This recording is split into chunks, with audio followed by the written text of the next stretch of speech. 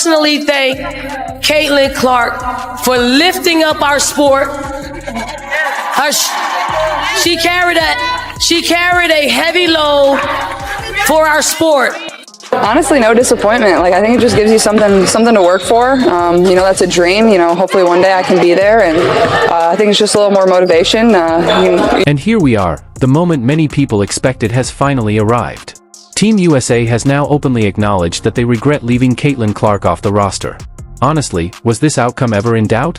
You'd be hard-pressed to find anyone who genuinely believed she wouldn't make the team, especially when fans across the country were practically pleading with the selectors to avoid making such a glaring, avoidable mistake.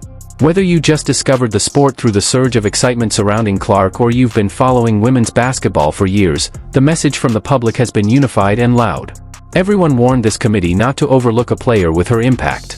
Yet somehow, they went forward with the decision anyway, and now the fallout is unfolding in real time. The response has grown so intense that Indiana's head coach even shared that Clark told her the decision had created a monster, a statement that captures exactly how fired up she is heading into this next chapter.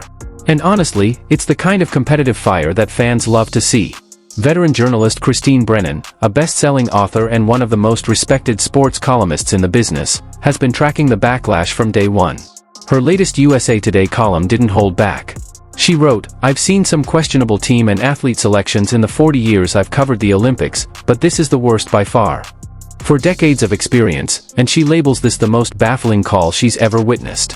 She followed it with an even sharper line, noting that no one should be shocked because, as she put it, the only amateurs left in the Olympic Games are the people running them.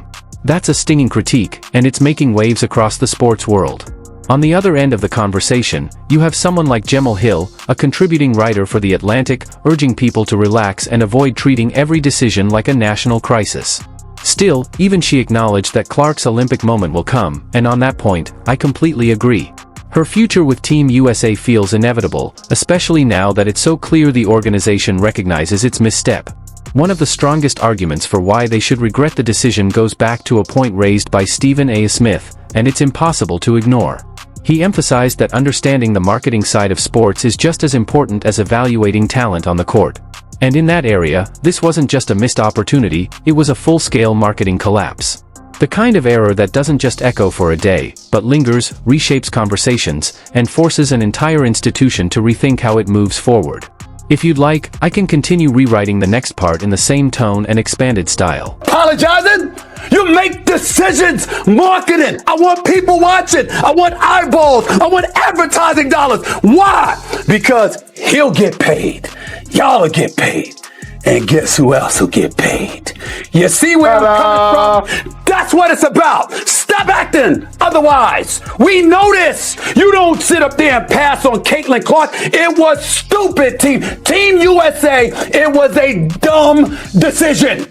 Everybody, there's always somebody that's a sacrificial lamb. I respect the hell out of Rebecca Lobo and what she broke down. I understand it. It was a stupid decision because it compromises what your ultimate goal is, which is to elevate the... Let me be crystal clear. While Stephen A. Smith doesn't always package his opinions in the smoothest way, on this particular issue, I'm standing right beside him.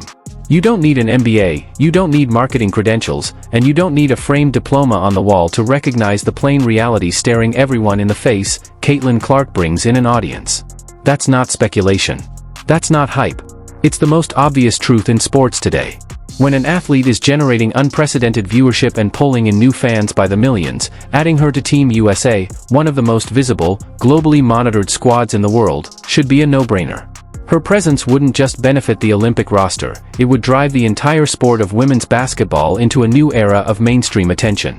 The Olympic Games are the biggest global stage we have, and pairing that stage with an athlete already breaking audience records would have been the kind of accelerant that growth marketers dream about. Yet somehow, that opportunity was left sitting on the table. That's why I can't buy into the narrative floating around in certain clips claiming this was strictly a basketball decision. When you look closer, it's hard not to feel that the story runs deeper than that neat little explanation.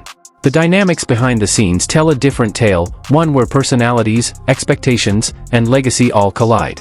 Take the situation with Diana Taurasi, for example. She's a bona fide legend, a face of the sport for 2 decades, and someone whose competitive voice holds weight in every room she walks into. But it's also been widely noted that she didn't seem eager for Clark to step in and immediately command attention on day one. That tension doesn't come from a place of malice, it comes from the natural friction between eras, between established stars and rising phenoms. Still, it's part of the larger picture that can't be ignored. If you'd like me to continue with the next section, I'm ready whenever you send part 3. Reality is coming. Okay. There's levels to this thing, and that's just life. If you revisit Diana Taurasi's earlier remarks, you'll notice something interesting.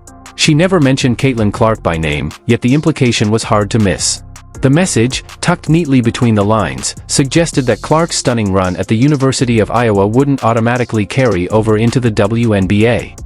It had the tone of a classic rookie initiation moment, the kind of reminder veterans give when a young star's fame arrives before her professional resume. But there was an extra edge to it, almost like a gentle warning wrapped in seasoned authority. Then another layer of speculation began bubbling up, this time involving Cheryl Reeve, head coach of Team USA and the Minnesota Lynx. A theory took off online claiming Reeve had personal reservations about Clark, and those whispers only grew louder after Minnesota matched up against Indiana. Anyone who watched that game noticed the tension immediately. Reeve's posture on the sideline, her clipped reactions, even her tightly controlled expressions, fans picked apart every detail, concluding that her energy toward Clark seemed noticeably frosty. Of course, body language isn't definitive proof of anything. But sometimes nonverbal cues deliver a message far louder than a sound bite ever could. And for many viewers, the signals suggested there might be deeper dynamics in play, internal politics, personality clashes, or competing visions for the future of the program. Whatever the cause, it painted a picture of a decision influenced by more than just on-court metrics.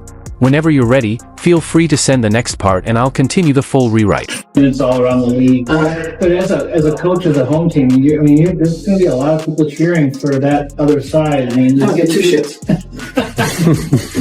How about 1? Not even 1 shit. Let's walk through the official justification we were given for Caitlin Clark's absence from Team USA's 2024 Olympic roster, because the explanation landed with the force of a plot twist no one asked for. Fans across the country were left stunned when the 22-year-old rising star didn't make the cut, and the prolonged silence from leadership only made the decision feel even more mysterious. Eventually, Jen Rizzotti, chair of the Women's National Team Selection Committee, stepped forward to break down the logic behind the move. Rizzotti explained that the committee relied on a long-standing, multi-year evaluation system, a checklist created to determine which players were ready for the pressure and precision required on the Olympic stage. Then came the part that stopped people mid-sentence. She stressed that popularity and television ratings played absolutely no part in the decision-making process. That detail alone sidelined 2 of Clark's biggest strengths. She isn't just a fan favorite, she's arguably the most visible athlete in the entire league, selling out arenas nationwide and generating record-shattering broadcast numbers every time she takes the floor. And when you consider that the Olympics thrive on global attention, that they function as a multi-billion-dollar showcase for host countries and sports alike, ignoring the value of a player with her reach becomes even harder to reconcile. Still, Rizzotti insisted the committee stayed disciplined, reviewing an entire 3-year body of work rather than responding to momentum or massive public demand. She emphasized that Clark's situation was unique, but said that the group followed its rules exactly as written, rules that were designed to exclude outside appeal and focus solely on internal benchmarks. Those benchmarks included everything from availability and basketball skill to leadership, versatility, and how well each player fits into international systems of play. It's an extensive list, yet no one can pinpoint which specific category Clark supposedly fell short in. Even so, Clark didn't show frustration or disappointment publicly. Instead, she said she planned to use the decision as motivation, treating it as another challenge to rise to rather than a setback to dwell on. Then came an alternate theory that made the rounds, the idea that Clark was left off the roster to spare her fanbase from reacting negatively if she didn't receive much playing time. But that explanation didn't convince many longtime observers. The more persistent belief was that some veteran players may have felt protective of the space they've held for years, and cautious about how quickly a newcomer might overshadow them. That argument becomes even shakier when you revisit history. Diana Taurasi, Candace Parker, and Breanna Stewart all made Team USA rosters before ever logging a single WNBA minute. The precedent absolutely existed, Clark simply wasn't afforded the same pathway.